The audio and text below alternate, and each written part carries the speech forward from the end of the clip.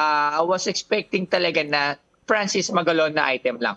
I wasn't expecting na meron something story na gano'n. Kasi I'm a fan of Francis M. di ba? Yes. Oo. Kinolekta mo nga yung Kaya ano niya, go. di ba? Yung mga Kasi damit kayo niya. po, alam niyo naman po sa Pinoy Pawn Star, sinasala po muna yung mga nagpupunta para hindi rin sila mapagod kasi minsan wala namang value. Minsan kung ano-ano lang yung dinadala. So dumadaan muna sa mga screening at yung tip yung gusto ko na bilhin.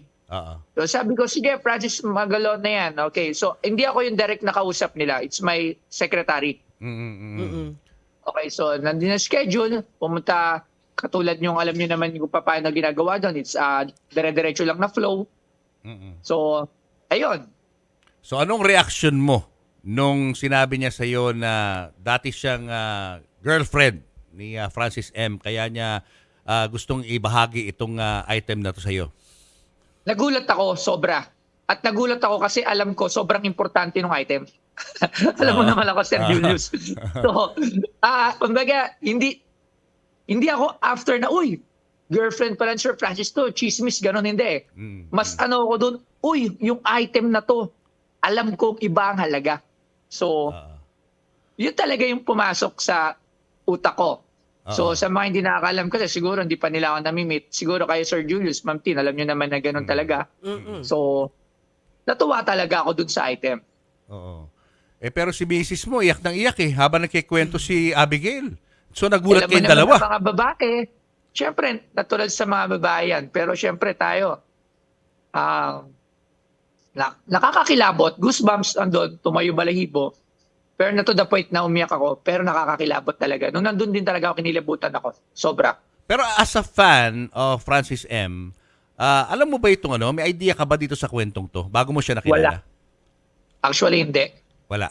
Right after the video, tsaka lang ako nag-research. Oo. Sa Google. Ayun. Tinignan ko sa YT, kung may chismis, wala. Oo. Wala Kaya talaga. doon din ako nagdalawang isip kung tama ba na i-upload ko or what.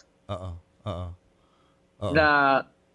Na medyo ano sabi ko, i-upload ko ba to? Naisip ko sayang yung pera. Hindi naman madaling kumita. So syempre, sabi ko, paano ko mababawi? Di ba? Tsaka paano ko mapapatunayan yung jersey kung hindi ko i-upload? Ibebenta mo ba? Wala, hindi mo naman ibebenta. Siyempre, sobrang I precious don't know in nun. the near future, Ma'am Tin. Kasi sabi ko nga, tulad lagi ko sinasabi, it's not up to me. It's sa mga anak ko na ipapamana ko. So, paano yun? Kung hindi siya walang katibayan, paano na masasabi ng mga anak ko na that shirt came from sa girlfriend ni Sir Francis? So sabi ko, kailangan ko itong ilabas. Kasi nga, para may concrete talaga. Kasi kung i-display ko lang sa shop at nakalagay lang doon, jersey worn by Sir Francis, by his and dedication letter or whatever, by his ex-girlfriend or kung ano man tawag, walang proof di ba? Yeah. So, I need talaga to upload it. So, ganun yung nangyari.